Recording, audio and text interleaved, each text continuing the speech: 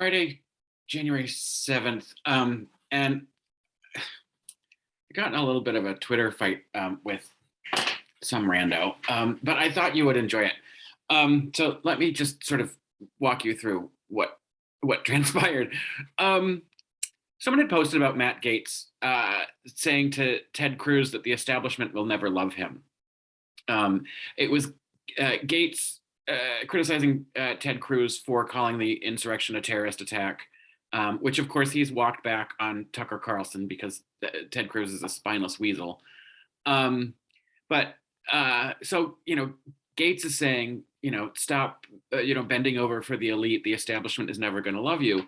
And Andrew Kaczynski on Twitter says, "What is the definition of establishment and elite if it doesn't include the son of a prominent politician handed a seat in Congress?" To which our friend Meghan McCain replied with that gif of that woman doing a spit take. We've all seen it. It's this one, her. And it's like, really, Meghan?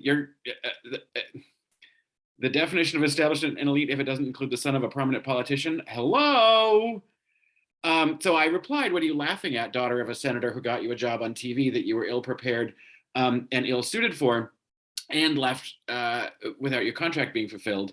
And yet you perceive yourself to be, the voice for everyday Americans, and that her self-awareness, her lack of self-awareness is bottomless." And some Meghan McCain fan decided that to come back at me and say she's a hardworking woman who happens to be a Republican and you hate her for it.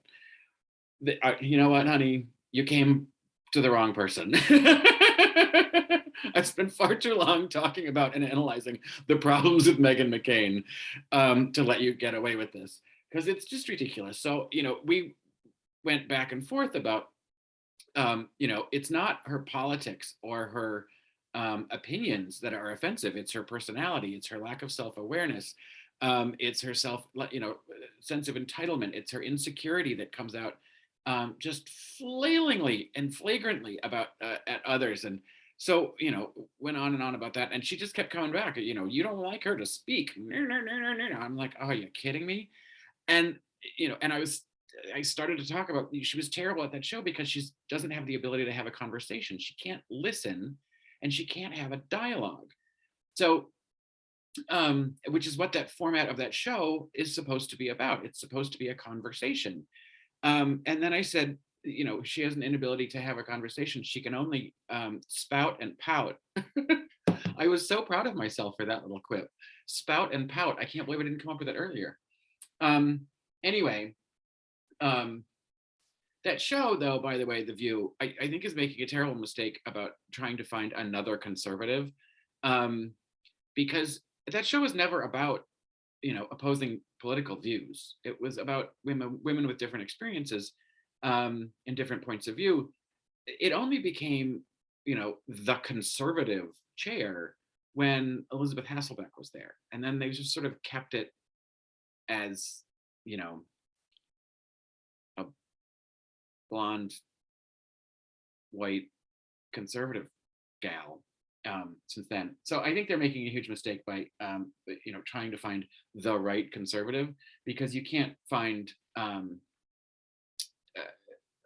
someone who's going to actually have an honest and genuine conversation about policy or politics who also supports the current GOP. You just can't, because there's nothing genuine about the current GOP.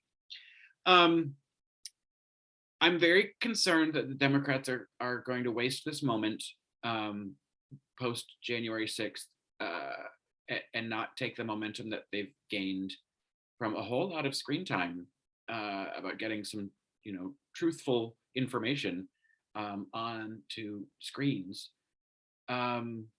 But none of the maggots are going to watch Stephen Colbert. But if you didn't see the opening to Stephen Colbert's show last night, I highly recommend you YouTube it. Well, you're on YouTube right now, so just search Abhor-Rent.